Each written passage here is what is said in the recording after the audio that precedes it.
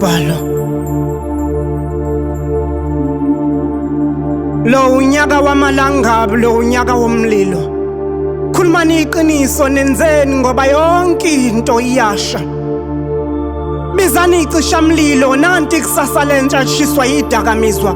Wathi ushisa igosha bandla umuntu omusha ngebhadi kwashane kusasa lakhe ngephutha. Sabona amaphupha akhe ephelele emoyeni kanye nentuthu ngesaba. Yonke into iyasha. Kusazosha injabulo yakhiwe ngesisekelo samanga. Yonke into iyasha. Kanti nami ngiyasha imfihlo zabangani bami abangixoxela zona bengithemba. Umlilo uthi ngikhuluma yonke into iyasha. Abanye bashise konke okuphilayo ngamanga. Umhlaba wonke ungamalanga ngenxa yolimi labo. Omunye wakhala kakhulu ngethemba lokuthi izinyembezi zizocisha umlilo ngaphakathi kuye ngoba kwesinye isikhathi asidinga ukuthandaza ngomlomo. Kumele sike sidedele izinyembezi nje sike sikhulume noNkulunkulu ngoba amagama ewodwa wanele ukucisha umlilo weyinkinga ezingaphakathi. Yonke into iyasha. Abanye abanabo baba bashiswa isondlo babaleka. Abanye basemgaqweni bashiswa imithetho baphuthuma impilo yakamaziphathe. Abanye bashiswa indlala kuyimanje bazama amathuba emisebenzi nangemzimba yabo. Kuyimanje ukufa kulokhu kubadla kancane. Yonke into iyasha. Waphela emzimbeni nomthandazo isebenza kamnandi iholi indodla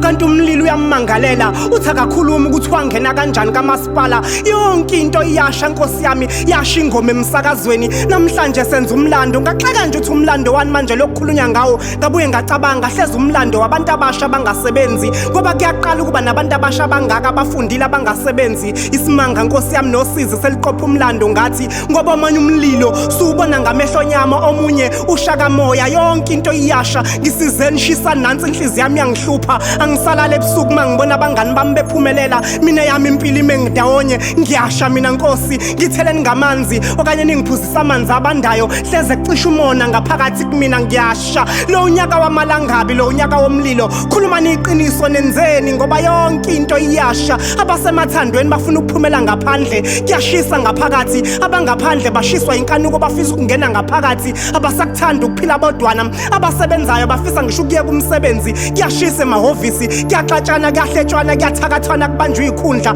Yonke into iyasha. Washumayela kamnandi umfundisi epulpiti thanda umakhelane wakho njengoba uzithanda wena. Kwavuthi iBhayibheli kuhleza umlilo uyamangalela ukuthi akakhulumisani nomakhelane wakhe. Omunye wantshontsho komnikelo bandla eshiswa indlala. Yonke into iyasha. Kusazosha ngisho igodlo zezinyanga mbumbulu eziqola abantu ngethemba lokubasiza zithi ziyabakhanyisela ngoba ngazi ukuthi umkhanyisela kanjani umuntu naye esibumnyameni. Yonke into iyasha. Kusha ngisho imishado eminyaka ubuyini ke nje umjolo wezinyanga ezintathu nakhona wakhiwe ngesisekelo samanga. Yonke into iyasha. Lo unyaka wamalangami, lo unyaka womlilo. Khulumani iqiniso nenzeni ngoba yonke into iyasha. Bayabamba bayayeka babulali basenzo meyuwa liyaphutshuka icala bazi bazothathani behlanganisa nani. Angazi noma bashiswa unembeza noma bashiswa igazi likasenzo meyiwa kodwa ngikwazi ukuthi bayasha futhi nasesihogweni basazosha. Wathi omunye Gubhela ibucayi kabulele icala ohaya ngalinkondlo thula kathi ngithule kanjani ngoba nami ngiyasha inkondlo yangishisa. Ngitheleni ngamanzi okanye ningiphuzisa amanzi